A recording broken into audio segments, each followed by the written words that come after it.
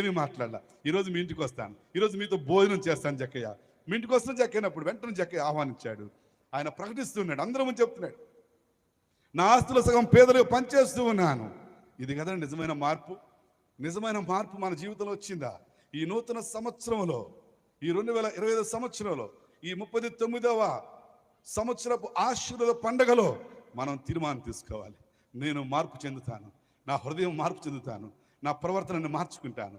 నేను ఇప్పటి నుంచి మంచిగా మాట్లాడతాను, ఇప్పటి నుంచి మంచిగా ప్రవర్తిస్తాను, ఇప్పటి నుంచి ప్రార్థనకు వెళ్తాను, బైబిల్ చదువుతాను, బాప్తిజం పొందుతాను, నా జీవితాన్ని దేవునికి సమర్పించుకుంటాను. ఇక నా జీవితంలో వేలు పెట్టి చూపించడానికి నేను ఒక అవకాశం ఇవ్వను.